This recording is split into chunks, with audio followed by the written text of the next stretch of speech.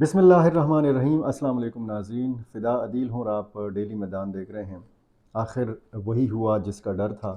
फ़ारूक हबीब नहीं रहे।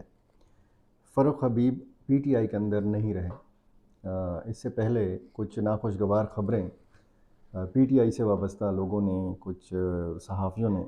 ये फैलाने की कोशिश की थी कि खुदा न खास्ता फ़ारूक हबीब साहब इस दुनिया में नहीं रहे। हालांकि वो ठीक ठाक हैं अल्हम्दुलिल्लाह। वो आज उन्होंने बड़ी दबंग किस्म की प्रेस कॉन्फ्रेंस भी की है और बड़ा अजीब व गरीब इल्ज़ामात भी लगाए हैं अपने साबिक़ कायद इमरान खान के ऊपर। हालांकि यही फ़ारूक हबीब साहब होते थे जो एक तवाना आवाज़ थे पीटीआई के लिए, एक तवाना आवाज़ थे इमरान खान साहब के लिए। वो डिफेंड करते रहे पीटीआई को, वो डिफेंड करते रहे इमरान खान साहब को। लेकिन जिस तरीके से हमने पीटीआई को बिखरते देखा है पंजाब के अंदर, खैबर पख्तूनख्वा के अंदर, ये आज एक और नमूना सामने आ गया फ़ारूक हबीब साहब की शक्ल में कि उन्होंने पीटीआई को खैर बात कह दिया और जो इस्तेहकाम पार्टी है उसके अंदर उन्होंने शमूलियत का ऐलान कर दिया है। अब सवाल उठाए जा रहे हैं। एक तो ये सवाल कि फ़ारूक हबीब साहब कहाँ पे थे? अगर फैमिली के साथ उनका राब्ता नहीं था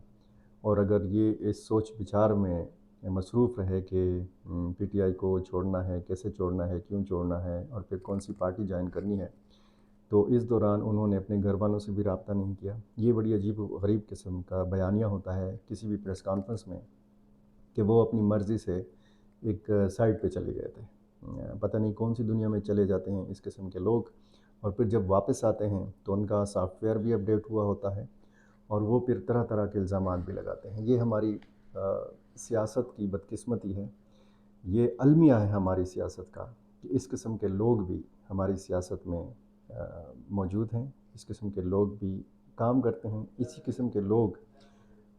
चंद महीने पहले तक अगर इनकी बातें आप सुनें, इनके ट्वीट्स अगर आप देखें, तो फिर आपको लगता है कि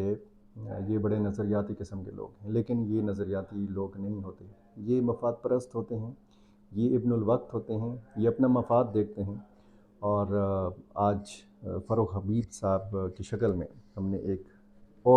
चेहरा ऐसा देखा पाकिस्तानी सियासत का कि जो मफादात के गिर्द घूमता है और हमारी सियासत जो है वो मफादात का शिकार है। इसमें नज़रिया नाम की कोई चीज़ नहीं है। अब आप देखें कि पंजाब के अंदर जिस तरीके से पाकिस्तान तहरीक इंसाफ टूटी या उसको तोड़ा गया, इसी तरह जो जिन लोगों पर एतबार था, एतमाद था इमरान खान साहब को, वो एक एक करके दगा देते गए। और जो वसीम अकरम प्लस थे उनके लिए, वो भी जो वर्कर्स की नहीं सुनते थे इमरान खान साहब, और ऐसे लीडर्स की सुनते थे, ऐसे रहनुमाओं की सुनते थे पार्टी के अंदर कि जिन्होंने बाद में बेवफाई की। और इसी तरह हमने खैबर पख्तूनख्वा के अंदर देखा किसी तरीके से पाकिस्तान तहरीक इंसाफ को तोड़ा गया। यहाँ से पाकिस्तान तहरीक इंसाफ पार्लियामेंटेरियन का वजूद फिर हमने देखा साबिक़ वज़ीर आला परवेज़ ख़ान खटक की सरबराही में, और उनके साथ साबिक़ वज़ीर आला महमूद ख़ान ने भी शमूलियत इख्तियार की। बहुत सारे ऐसे दीगर नाम भी हैं कि जो परवेज़ खटक के साथ गए। ये वो लोग हैं कि जिन पर इमरान खान साहब को ख़ासा एतमाद था, और ये वो लोग हैं कि जिनके आसपास दाएं बाएं जिनके शाना बशाना होते थे पाकिस्तान तहरीक इंसाफ के कारकुन भी। और तहरीक इंसाफ के कारकुनों के हवाले से अगर आप बात करें तो वो भी अजीब से शशो पंज में मुब्तला है कि किस किस्म के लोग जो हैं पाकिस्तान तहरीक इंसाफ की नुमाइंदगी करते रहे हैं। वो लोग जो बड़ा बड़ा वाज़ेह अंदाज में, बड़ा साफ अल्फाज में फिर कहते भी हैं कि जी इमरान खान साहब ने ये किया, इमरान खान साहब ने वो किया। अच्छा, इमरान खान ने जिन लोगों पर भी एतमाद किया, जिन लोगों को भी टिकट से नवाजा, जिन लोगों को नवाजा हर तरीके से, हुकूमती ओहदों के हवाले से, पार्टी ओहदों के हवाले से, तो फिर इसमें कारकुनों की शिकायत भी सामने आती रही। और अब आप देखें कि कारकुन जो हैं वो तो इमरान खान के साथ खड़े हैं। उनके वोट बैंक के हवाले से भी कहा जाता है कि उनका वोट बैंक महफूज है। हालांकि ये जब इलेक्शंस होंगे तो तब पता चलेगा कि इमरान खान साहब का वोट बैंक जो है वो इंटैक्ट है, वो बरकरार है या नहीं है। बहरहाल ये इस किस्म के किरदार जो होते हैं पार्टियों के अंदर, जो جو وقت کو پوجتے ہیں، جو ابن الوقت ہوتے ہیں، اچھے وقت اچھے دنوں میں وہ بہت قربانیاں دینے والے مشہور کیے جاتے ہیں، اور جب اس قسم کا برا وقت آتا ہے، کڑا وقت آتا ہے، مشکل وقت آتا ہے، تو پھر یہ پھسل جاتے ہیں، بہت جلد پھسل جاتے ہیں، اور انتہائی بے شرمی کے ساتھ، انتہائی ڈٹائی کے ساتھ پھر بات بھی کرتے ہیں۔ پھر وہ جس رہنما کو، جس اپنے لیڈر کو ڈیفینڈ کر رہے ہوتے ہیں چند ہفتے پہلے یا چند دن پہلے یا چند مہینے پہلے، تو سافٹ ویئر اپڈیٹ ہونے کے بعد پھر وہ ایسا یو ٹرن لیتے ہیں کہ ایسا یو ٹرن کبھی عمران خان نے بھی نہیں لیا۔ تو یہ ایک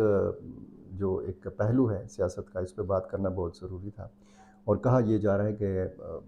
شیخ رشید کی باری ہے۔ اب شیخ رشید صاحب ایک منجے ہوئے سیاستدان ہیں، ایک پرانے سیاسی کھلاڑی ہیں، وہ اس قسم کی اگر پریس کانفرنس کریں گے تو اس میں وہ پھر کیا کہیں گے مجھے نہیں پتہ۔ اس سے پہلے کچھ انٹرویوز ہوئے جن کو متنازع بھی بنانے کی کوشش کی گئی۔ مجھے ایک انٹرویو دیا سابق گورنر شاہ فرمان نے۔ خیر ان کا انٹرویو تو باقی انٹرویوز سے خاصا الگ تھلگ تھا۔ ان کا اصل میں بتانے کا مقصد یہ تھا کہ اسرائیل اور فلسطین کا جو معاملہ ہے اس میں پھر امت مسلمہ اور فلسطینی عوام جو ہیں وہ پاکستان کی طرف دیکھ رہے ہیں، تو اب یہ ایک موقع ہے، اور وہ بتانے کی شاید یہ کوشش کر رہے تھے کہ پاکستان تحریک انصاف کے لیے ایک موقع ہے کہ یہ پیغام پہنچایا جائے مقتدر حلقوں تک کہ پاکستان میں اتفاق اور اتحاد ضروری ہے، ایک ٹرو لیڈرشپ ضروری ہے، ایک شفاف انتخابات جو ہیں وہ ضروری ہیں، تاکہ ایک متفقہ لیڈرشپ آئے اور پھر وہ فیصلے کرے۔ کیونکہ ان کا شاہ فرمان کا یہ بتانے کا مقصد یہ بھی تھا کہ اس وقت جو تاثر ہے وہ تقسیم کا ہے، نفاق کا ہے، پاکستان کے اندر اتفاق نہیں ہے، پاکستان کے اندر یونٹی کا تاثر نہیں ہے، کیونکہ عسکری قیادت اور ہماری کچھ سیاسی قیادت جو ہے ان میں شاید وہ سارے ایک پیج پر نہیں ہیں، جس طرح ان کے مطابق ماضی میں ایک سلسلہ تھا۔ 13 اکتوبر کو پاکستان تحریک انصاف کو سانس لینے کا موقع ملا جب انہوں نے فلسطینیوں کے حق میں مظاہرہ کیا، تو بہت سارے جو روپوش رہنما تھے وہ منظر عام پر آ گئے۔ شاہ فرمان، تیمور سلیم جگڑا، کامران منگش، عاصم خان، ارباب شیر علی، بہت سارے نام ہیں۔ خواتین کی بڑی تعداد اس مظاہرے میں آئی تھی جو پشاور پریس کلب کے باہر ہوا، تو وہ مظاہرہ انہوں نے ٹھیک ٹھاک کیا، شاندار طریقے سے کیا۔ لگا کہ ان کو مکمل آزادی تھی، انہوں نے پارٹی جھنڈے بھی لہرائے، فلسطین کے جھنڈے بھی لہرائے، انہوں نے نعرہ بازی بھی کی، تقریریں بھی کی، اور اس میں فلسطینیوں کے لیے اگر نعرہ بازی ہوئی تو پھر عمران خان صاحب کے لیے بھی نعرہ بازی ہوئی، اور ان کی رہائی کا بھی نعروں کی شکل میں مطالبہ کیا گیا۔ اس سے اگلے دن پھر 14 اکتوبر کو جمعیت علماء اسلام کے زیر اہتمام جو مفتی محمود کانفرنس تھی، اس کانفرنس کو پھر بدل لیا گیا، اس کی فلسطینیوں کے حق میں ایک مظاہرے میں بدل دیا گیا، اور پھر ہم نے دیکھا کہ بہت بڑی تعداد میں لوگ اس کانفرنس میں شریک تھے۔ شروع میں جب شام کا اندھیرا نہیں چھایا تھا تو لوگوں کی اتنی خاصی تعداد نہیں تھی جتنی توقع کی جا رہی تھی، لیکن بعد میں ہم نے دیکھا کہ پنڈال بھی پورا بھر گیا، آس پاس کی جو سڑکیں تھیں وہ بھی لوگوں سے بھر گئیں، اور پورے صوبے سے لوگ آئے تھے، خصوصاً جنوبی اضلاع سے لوگ آئے تھے، اور ایک ٹھیک ٹھاک میسج دیا مولانا فضل الرحمان نے۔ اور جس طریقے سے اگر افغانستان کا کوئی معاملہ ہو، اگر فلسطین کا معاملہ ہو، تو ہماری سیاسی جماعتیں کوشش کرتی ہیں کہ ان معاملات پر بات کی جائے، اور پھر سیاسی مبصرین اس چیز کو جوڑتے ہیں سیاسی پوائنٹ سکورنگ کے ساتھ بھی۔ اگر اس تناظر میں بھی بات کی جائے تو ایک بڑا کامیاب شو کیا مولانا فضل الرحمان نے، اور اس میں ایک خاص بات یہ بھی تھی کہ حماس کے جو بانی رہنما ہیں خالد مشال، ڈاکٹر خالد مشال کا ایک ویڈیو پیغام بھی اس پنڈال کو سنایا گیا، دکھایا گیا، اس میں باقاعدہ انہوں نے مولانا فضل الرحمان کا نام لیا، جمعیت علماء اسلام کا نام لیا، دونوں کا شکریہ ادا کیا اس حمایت کے اوپر، اور پھر ڈاکٹر خالد مشال نے مالی امداد کی بھی اپیل کی، جمعیت علماء اسلام سے بھی، پاکستان سے، حکومت پاکستان سے بھی، پاکستانی قوم سے بھی، اور جس کا پھر مولانا فضل الرحمان نے ذکر بھی کیا کہ ہم نے فلسطینیوں کی مدد کرنی ہے۔ اس میں جو ایک بڑی اہم بات مولانا فضل الرحمان نے کی وہ یہ کہ اگر اسلامی ممالک اجازت دیں تو ہمارے جو جوان ہیں وہ فلسطین جا سکتے ہیں، وہ ان کے شانہ بشانہ لڑنے کے لیے وہ تیار ہیں۔ ساری صورتحال کا ہم نے پھر وہاں پہ جا کے رپورٹنگ بھی کی، وہ ویڈیوز بھی آپ دیکھ سکتے ہیں۔ ایک ٹیک ٹاک شو انہوں نے کیا جمعیت علماء اسلام نے، اور کہا یہ جا رہا ہے کہ یہ انتخابی مہم کا آغاز تھا، اور جو ایک خوف کی فضا تھی، خصوصاً بلوچستان میں ہونے والے حملوں کے تناظر میں اگر بات کی جائے، اگر باجوڑ میں جے یو آئی کے کنونشن کو جس طریقے سے نشانہ بنایا گیا، اس تناظر میں بات کی جائے تو ایک خوف کا بت توڑا ہے جے یو آئی کے کارکنوں نے۔ جے یو آئی کے کارکن تو مانتے نہیں ہیں کہ وہ خوف زدہ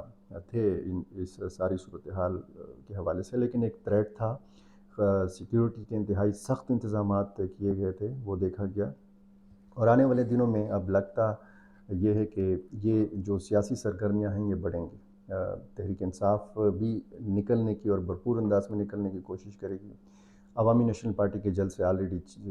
جاری ہیں، اسی طرح پاکستان تحریک انصاف پارلیمنٹیرین کا آنے والے دنوں میں بنو میں ایک کہا جا رہا ہے کہ سید کیسر عباس شاہ ایک بہت بڑا جلسہ کرنے جا رہے ہیں بنو کے اندر، اور یہ بھی اب دیکھنے کی چیز ہوگی کہ وہ جلسہ کس قدر کامیاب ہوتا ہے۔ دوسری طرف اگر آپ دیکھیں تو پاکستان پیپلز پارٹی کی وہ سرگرمیاں نہیں نظر آ رہی ہیں جو نظر آنی چاہیے موجودہ دنوں میں۔ پاکستان مسلم لیگ نون بھی اب جو نواز شریف کی واپسی کے حوالے سے تیاریوں میں مصروف ہے، اس کے مختلف ونگز جو ہیں ان کے اجلاس ہو رہے ہیں، ان کی تیاریوں کا جائزہ لیا جا رہا ہے، اور ایک خاص بات جو نوٹ کی جا رہی ہے وہ یہ ہے کہ جگہ جگہ جو بڑے بڑے بینرز لگائے گئے ہیں، جو بورڈز لگائے گئے ہیں، اس میں صرف نواز شریف کی تصویر ہے اور امیر مقام جو صوبائی صدر ہیں ان کی تصویر ہیں۔ شہباز شریف کی تصویر نہیں ہے، مریم نواز کی تصویر نہیں ہے، کسی اور لیڈر کی تصویر نہیں ہے، صرف نواز شریف اور امیر مقام کی تصویروں کے ساتھ جگہ جگہ یہ بڑے بڑے بورڈز لگائے گئے ہیں۔ تو آنے والے دنوں پر بھی نظر رکھتے ہیں، اور جو بھی اپڈیٹس ہوں گی وہ ہم آپ کو بتائیں گے۔ لیکن آج کے حوالے سے ایک اور خبر بھی آپ کو بتائیں کہ افغان مہاجرین کی واپسی کے معاملے پر مفکورہ ایک ادارہ ہے، ایک ریسرچ سینٹر ہے، اس نے ایک کل جماعتی کانفرنس کا انعقاد کیا پشاور پریس کلب میں، اور جب یہ کانفرنس ہوئی مختلف سیاسی جماعتوں کے لوگوں نے یہاں پہ اس میں شرکت کی۔ این ڈی ایم جو محسن داوڑ کی جماعت ہے، اس کے لوگوں نے بھی شرکت کی، پی ٹی ایم کے کچھ لوگوں نے بھی شرکت کی، اور باہر ایک پولیس وین بھی کھڑی تھی، ایک پولیس موبائل بھی کھڑی تھی، پولیس کی بھاری نفری بھی کھڑی تھی، اور بعد میں پھر ہمیں پتہ چلا کہ اس مفکورہ ادارے کے جو سربراہ ہیں حیات روحانی، ان کو گرفتار کر لیا گیا ہے۔ بہت شکریہ۔